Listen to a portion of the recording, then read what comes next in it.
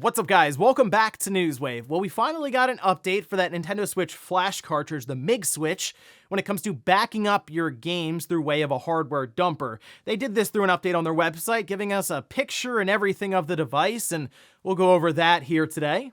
Also, we are going to be talking about a retail store dealing another blow to physical media, as it appears they're getting out of the physical game market completely, and we'll also be going over the latest news for the Halo franchise, as it appears a highly anticipated announcement and really game mode for Halo Infinite has been canceled. Guys, if you enjoy these videos, make sure to hit that like button, helps out a ton, and if you're new here to the SpawnWave channel, make sure you subscribe down below. And we're going to start today with Elden Ring and the DLC that everyone is waiting to hear about, Shadow of the Erdtree. And it seems like the longer we go on without this game, or this game type, this DLC being announced, that the expectations continue to mount. Well, it appears we could be getting kind of close to its overall reveal. We can see this posted up over on X. This is from Zeostorm. It says a new Elden Ring DLC package has just been added to Elden Ring. Within the files for the first time since launch, they cover all their base here, saying it's not, I can't say it's 100% Shadow of the Erdtree, but I mean, it would make sense that a piece of content being updated for Elden Ring kind of out of nowhere would be kind of preparation for that announcement. And I thought about this, they could probably just reveal it anytime through a press release and a trailer drop, and it would light the internet on fire. It'd absolutely take over. And the thing with DLC that is so far out from the release of a game like this that is as complex as Elden Ring, it's like going back and relearning a lot of the controls, your character build. There's a lot there to get refamiliarized with. So I'm hoping that they make the announcement through like a press release or something, not even at an event, and they give me at least a couple of weeks to get back into the swing of things with Elden Ring. But yeah, I'm excited to hear about the DLC for it, because at this point, with how long it's been, I am expecting quite a bit of content here with this update. Also, it does appear that GameStop is getting out of the NFT game. They launched their marketplace with like a little over a year ago, and I guess it just didn't do well, or maybe they're concerned around some of the regulatory issues with things like crypto and NFTs. In fact, that apparently is their reasoning, as we can see here. This is posted up. It was noticed by Decrypt, saying, GameStop has decided to wind down our NFT marketplace due to the continuing regulatory uncertainty of the crypto space. This was an update posted on the marketplace's website. Now, if you've, I guess, bought stuff on there, it's technically on the blockchain, so you can still trade it around and access it somewhere else. But in the sense of GameStop essentially doing the transactions through their own marketplace, that's pretty much over. And really, I mean, the NFTs kind of died out anyway. It seems at this point for GameStop kind of a lost cause. And in general, they're just, I kind of feel like GameStop, as we're going to talk about another retail chain here later on, is kind of throwing darts at a dartboard, figuring out what to do going towards what is turning into, again, an all-digital future where there's not really a place for a store that deals with physical video games, especially at the point where there just are no more coming out. But yeah, in the terms of GameStop and their NFT, they're moving on from that. Oh, and we had a bit of a random announcement, mostly because it leaked out there, and I guess the studio behind it just said, well, we may as well announce it with our own key art, and we can see this posted up over on X. This is from Rebel Wolves, who's a studio that was formed, like a year or so ago, and it's from X, CD Projekt Red developers, producers on things like The Witcher 3, saying, usually we don't comment on rumors, however, since we've heard something through the grapevine, yes, we are working on Dawnwalker. So there you go. I don't really know what kind of game it is. I guess you can take from the name and some of the key art, maybe something to do with like vampires. That's what people are guessing at. Again, it's so vague, it's hard to say. But their next project, or the big project, is Dawnwalker from a new studio. So we'll see how it comes out, and turns out, I guess, in I don't know, what's it, 2026, 27. Hopefully they can get it out on the PS5 and the Xbox Series and stuff. We'll see. And guys, with some of the quick news out of the way, let's get into the bigger stuff. Let's start right away with that Nintendo Switch Flash Cartridge, the Mig Switch, and the hardware backup tool that they have fully revealed, and also somewhat explain the situation here, although it's still kind of confusing and weird how all of this has attempted to launch, and now we have two products instead of one bundled product. We can see this though over on their website, where they did update this on the 14th. saying we receive a lot of requests about the availability of our second product, the Mig Dumper. The Mig Dumper is the perfect companion to your Mig Switch Cart. Although not required to use your Mig Switch, it is the most convenient, elegant way to back up your games. Yeah, for people who have just a Switch with official firmware, they don't have it hacked or any soft mod, anything like that, the Mig Dumper, I guess, I mean, it's kind of required, right? You're going to want to use your own cartridges because of the certificate situation there, so it's unique. Okay, sure. We plan to ship the first units of Mig Dumper at the end of February 2024, and it will be available for the same price as the Mig Switch Cart. A USB-A 2.0 to USB-C cable will be included. The reason for this delay is that in today's market, many ICs or chips are suffering from shortage to various degrees. Mig Switch Cart and Mig Dumper share some key components, and with those ICs in severe shortage, we decided to prioritize the Mig Switch Cart since it is most demanded and also the product you can't do without. But we promise to deliver Mig Dumper soon after with the same level of quality as the Mig Switch Cart. We're still not really sure what that quality is technically because it's not out there, but then they also have a picture of it here, and it just a kind of a rectangle with a cartridge slot for your Switch game, and then we have that USB cable coming off of the end of it. And the thing that's so strange about this is originally it was proposed as a bundle, essentially, right? You get the Mig Switch and you get this hardware dumper straight up for, I mean, really at first it was like $75, $80, and they marked it down to $65. So I guess in that case, if you get the Mig Dumper and the Mig Switch together, it would be like $130, $140, somewhere in there, which, again, for people who are, they just want to back up their games, or I guess their friends' games, I'm sure there's going to be a lot of leeway there for how the gray area that this is going to mostly exist in.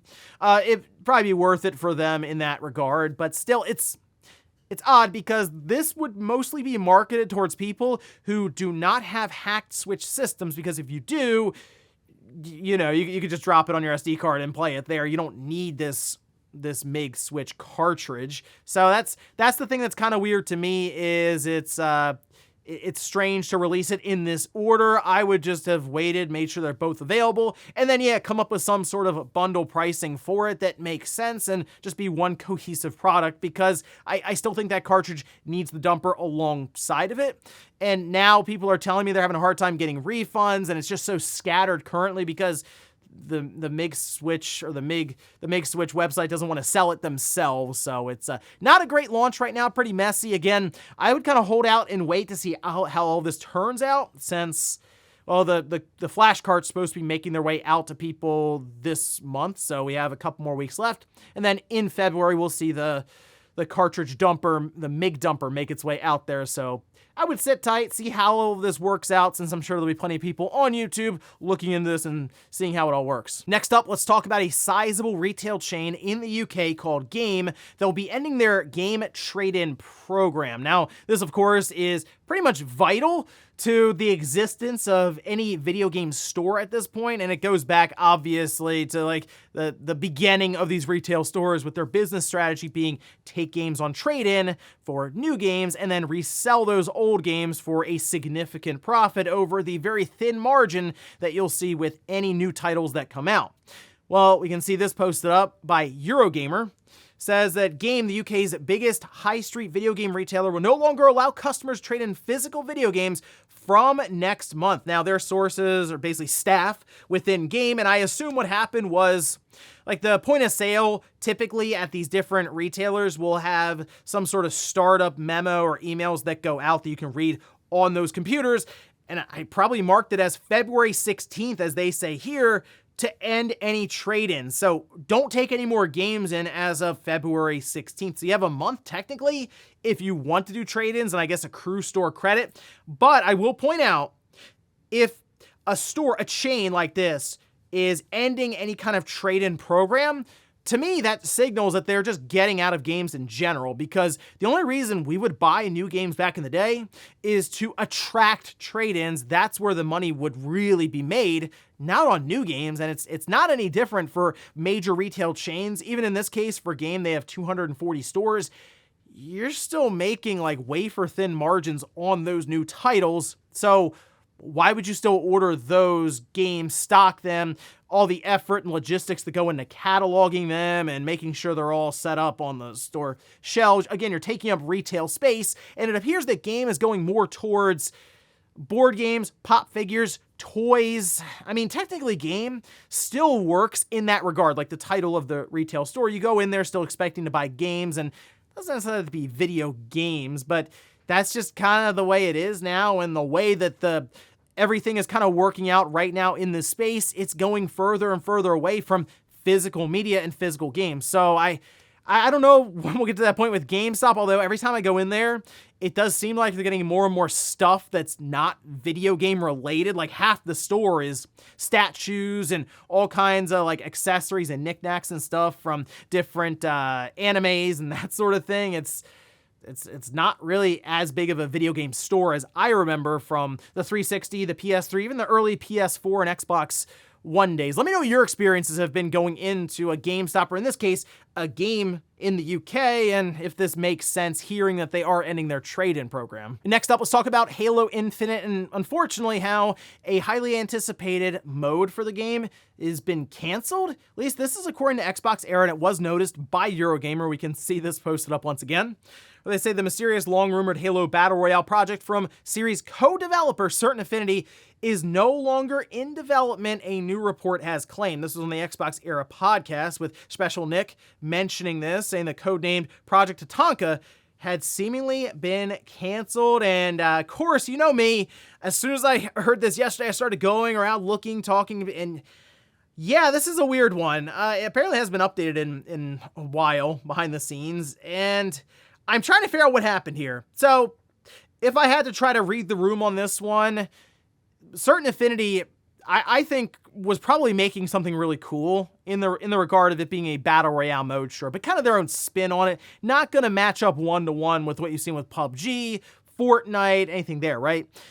But what we've learned from even Project Hyenas or whatever with Sega is you look forward and realize, oh, it's not necessarily about making the game, it's about supporting the game, in this case, a full game mode that, who knows, might have taken on the life of Fortnite if it became very popular, and then it's all hands on deck to support a game mode that we just kind of were throwing in there maybe to gain some interest, and it kind of takes on a mind of its own then. So that's the big thing here is, can you then support it with the expectations that are now in place from the big titles like a Fortnite? It's not easy. And also I kind of think Halo in general pivoted behind the scenes a bit with a lot of the changing that was going on, change of the guard really with Bonnie Ross and others within 343.